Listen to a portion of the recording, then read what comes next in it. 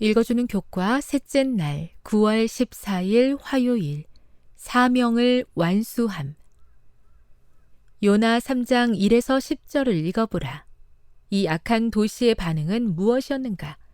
다른 사람에게 복음을 전하기 위해 노력할 때 이 이야기를 통해 어떤 교훈을 얻을 수 있는가?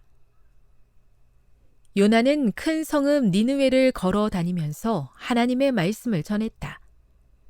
40일이 지나면 니느웨가 무너지리라. 그가 전한 메시지는 분명했다. 비록 상황에 대한 세부적인 설명은 되어 있지 않지만 요나의 기별은 열린 마음을 가진 사람들에게 잘 전달되었고 많은 니느웨 사람들이 요나의 말과 경고를 믿었다. 근동 지방의 전형적인 방법에 따라 니느웨의 왕은 조서를 내림으로 마음의 변화를 나타내 보였다.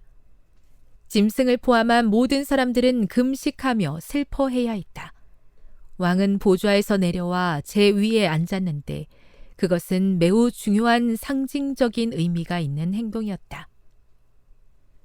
요나 3장 6에서 9절을 읽어보라. 이 말씀을 예레미야 25장 5절, 에스겔 14장 6절, 그리고 계시록 2장 5절과 비교해보라. 왕의 연설에는 참된 회개란 무엇인지에 대해 그가 이해했음을 나타내는 어떤 요소들이 포함되어 있었는가? 왕의 연설은 짧았지만 핵심은 정확히 짚었다. 또한 참된 회개가 무엇인지에 대한 올바른 신학으로 가득했다. 요나가 하나님의 말씀을 전하는 동안 성령님께서 니느웨 사람들의 마음속에 강력하게 역사하셨음이 분명했다. 이스라엘 사람들과 달리 니느웨 사람들은 하나님의 자비로운 인도하심에 관한 이야기를 알지 못하였다. 그럼에도 불구하고 그들은 하나님께 긍정적으로 반응했다. 그들은 사실상 이렇게 이야기하고 있었다. 우리가 그동안 이루어 놓은 것들을 버리고 하나님의 자비의 손에 우리 자신을 맡깁시다. 하나님의 선하심과 은혜에 온전히 의지합시다. 하지만 이상하게도 하나님의 은혜를 직접 경험했던 요나는 하나님의 은혜가 배타적이며 따라서 선택받은 자들만 그 속에서 쉼을 경험할 수 있는 것으로 생각했다. 교훈입니다. 니느웨 사람들은 비록 자비로운 하나님에 대하여 잘 알지 못하였지만 하나님께서 선지자를 통해 경고의 말씀을 주셨을 때 그 말씀을 받아들이고 진심으로 회개했다. 묵상. 그리스도인의 삶에서 회개가 그렇게나 중요한 이유가 무엇인가요? 우리가 죄를, 특히 반복적으로 저지르고 있는 죄를 진심으로 회개한다는 것은 어떤 의미일까요? 회개라는 것은 죄를 슬퍼하고 죄에서 떠나는 것을 의미하는 것이다. 우리가 죄가 얼마나 악한 것인지 깨닫지 못하면 죄를 버리지 않게 될 것이요. 또한 진심으로 죄에서 떠나지 아니하면 우리 생애에 진정한 변화가 있을 수 없을 것이다. 회개의 참뜻을 이해하지 못하는 자들이 많다.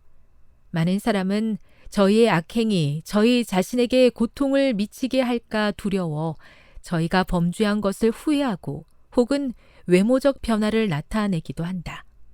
그러나 이것은 성경상 의미로서는 회개가 아니다. 정로의 계단 23. 적용. 혹시 하나님 앞에 정직하게 아뢰지 못한 감추어둔 죄가 있습니까?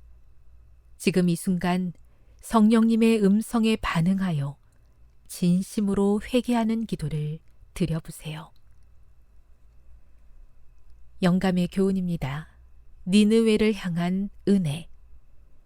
니느웨는 오랫동안 악의 소굴이었으나 시민 전체가 악에 빠진 것은 아니었다.